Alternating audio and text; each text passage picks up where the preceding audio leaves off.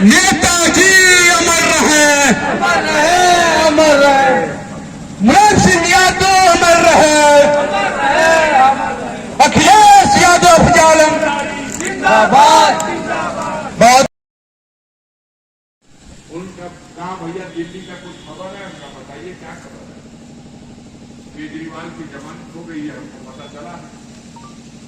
और मोदी जी की धड़कन बढ़ गई होगी। केजरीवाल की जमानत साधारण घटना नहीं है। साथ में सातों सीट दिल्ली में जीते थे, अब की साथ में सातों हाथ आए। तो यही तो खबर है हमारे पास। उसने कहा नहीं भैया एक गंभीर खबर है। इसका क्या हुआ भाई? तो कहा पूरे पार्लियामेंट और आसपास के इलाके में जो दिल्ली पुलिस की ड्यूटी होती थी वो सब हटा दी गई और रातों रात पैरामिलिट्री फोर्स को पूरी ड्यूटी लगा दी गई। अब एक भी दिल्ली पुलिस का सिपाही नहीं दिखाई। हमने इसे पूछा कि क्या मतलब, वो कोई कश्मीर का बॉर्डर तो है नहीं कि पैरामिलिट्री फोर्स। उसने कहा भैया हम लोग तो बहुत नहीं कर सकते, इतने कर सकते हैं कि मोदी जी आसानी से दिल्ली की गद्दी छोड़ने को तैयार नहीं और जनता भी आसानी से मोदी को फिर से तीसरी बार प्रधानमंत्री बनाने को तैयार नहीं। तो ये तो हुआ है, कई इतिहास है इसका। बड़े आसानी से कोई तानाशाह कुर्सी नहीं छोड़ता, लेकिन जब जनता बगावत पे आ जाती है तो बगलिए में लंका में हाले में भाई कितने दिन पहले राष्ट्रपति भवन में घुस करके उनका सोफा पे कोई सेल्फी लेते पूरा दुनिया ने देखा। तो जनता जब बगावत पे आ जाती है तो उस बगावत को कोई सेना, कोई पुलिस, कोई फोर्स और कोई नेता उसको दबा नहीं पाता।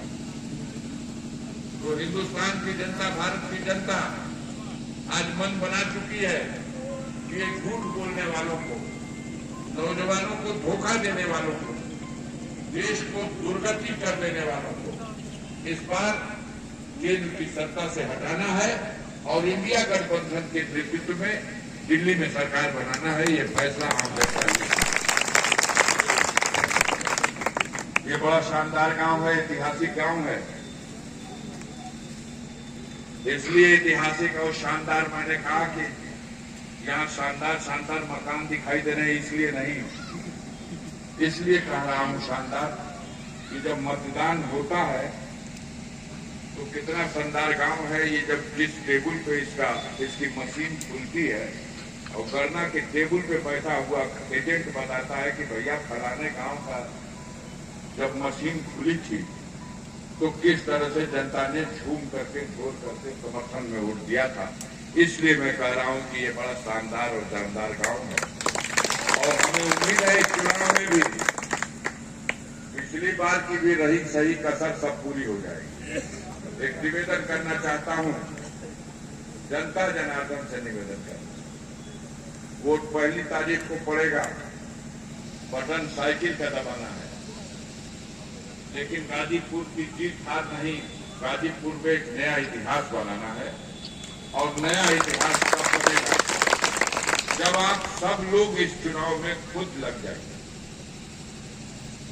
हर गांव में प्रत्याशी पहुंच जाए ये संभव नहीं है, लेकिन हर व्यक्ति ये ठान ले कि हम भी अपने समय में से 10-20 मिनट निकाल करके बड़े बड़े नेता, बड़े बड़े मंच से, बड़े बड़े भाषण के बाद भी वो काम नहीं कर सकते जो आम आदमी मन बना ले। तो रोज एगो दूगो वो रोज दो एक बढ़ाने लगेगा और जब इतने लोग ये मन बना लेंगे तो मैं यकीन के साथ कह सकता हूं कि न सिर्फ इस गांव में बल्कि अगल बगल के गांव में समाजवादी पार्टी के खाते में एक शानदार रिजल्ट आएगा।